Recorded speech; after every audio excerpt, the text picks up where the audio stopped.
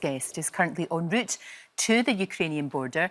Jonny Daniels is a British aid worker who's taking medical supplies for those in need. Jonny, thank you for talking to us this morning. I know you were there anyway, you were helping out anyway, but you have decided that you want to go to the border to do as much as you possibly can. Yeah, well, good morning. Thank you for having me. I'm on the way to the border now, and the situation really it's tragic and it's so difficult. We're seeing, already 250,000 people came into Poland alone, where I am right now. Just yesterday, I spent time with a family who had escaped with literally just the clothes on their backs, with absolutely nothing on them. And it's kind of befalls us as people and as humans to do all we can to help those escaping and also those inside as well. And this is really a big focus of what we're trying to do as well, is provide help for those who are leaving, but also those who stayed inside as well. No, of course. And I know you're particularly worried about elderly people needing help, needing practical help, aren't you? Yeah, so we focus on the righteous amongst the nations, so elderly war heroes who are living inside, and there's a group of them who are now stuck in Kiev, virtually under siege. This morning, we spoke to our volunteers inside on ground, and they told us they're just asking for bread.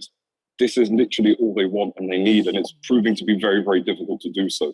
Getting supplies to Kiev is remarkably difficult now, and this has really been a big focus of trying to do just the bare minimum. Even bread is something that they're struggling to get right now, and it's remarkably sad, and we really have to sort of step up and help however we can. No, you're right. Everybody wants to do what they can. What would you say to people watching this morning, Jonny, who desperately want to help, desperately want to do something? What can we do? Well, I think a lot of people are doing a lot of things, and it really has been amazing. Just the amount of people reaching out to me and to others, and incredible organizations all over offering to send things, be it even toys, little children coming across with nothing, just a teddy bear makes them smile. And it's these small things of reaching out to these big organizations that are doing incredible things on the border and helping out and doing things with them. My family were able to escape actually Poland under German Nazi occupation and get to the United Kingdom, where we were welcomed as refugees. And for me to be able to give that back is something that is important for me personally, and I know so many others as well. Exactly. That is quite remarkable. I was going to say to you what would motivate you to do this, but for goodness sake, that really is the motivation, isn't it? You want to give back because you could be in this position. That's the thing. That is the thing that brings it we all could. Yeah, exactly. That's what's so desperately sad about it. You must have friends in Ukraine. Have you heard from them, how they are, how they're doing? Yeah, I was in Ukraine the last time just a few months ago. I was actually meant to be there this week.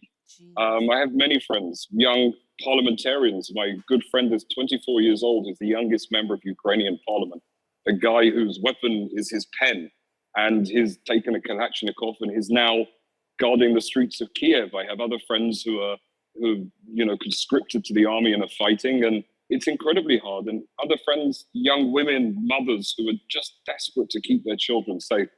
It's such a desperate situation. It's so hard and it's so difficult. But the thing is that, really even just reaching out and asking how we can help and what we can do, and sending love and prayer and good wishes and intentions really does mean the world to these people. I think that the amazing thing that we've seen through all this evil has been just this cry from the international community and want to help and support. And I am certain, I know for a fact, that the people inside of Ukraine really, really feel that. And it's this support that gives them this will to continue on and to fight and to make sure that they stay as safe as they can and protect their homes. No, of course, they must be absolutely exhausted, absolutely desperate, as you said, but they're digging in. I mean, we just saw in Richard's report the way that the whole community has come together. Everyone, doesn't matter what age they are, men, women, children, all doing their bit.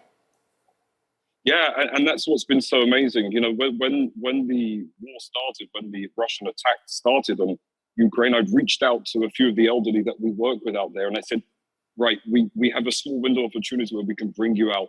They refused. They wanted to stay there.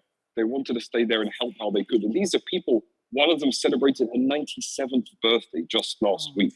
And she said, no, my grandchildren are going to fight. My son will go and fight. I'm staying here and I'll help them how I can. Unfortunately, again, as I said, even just this morning, she's just asking for bread. You know, the supermarkets are completely backlogged, if there's anything. It's a very difficult and desperate time across all of Ukraine. And this is really, I think, what has been the biggest pain for us is this deep humanitarian crisis. Absolutely. Jonny, you're doing a remarkable job. Thank you for talking to us this morning. Stay safe. And I know that people here will respond to your call for us to do as much as we possibly can. Thank you for all the work that you and your foundation do. Thank you so, so much. Well, also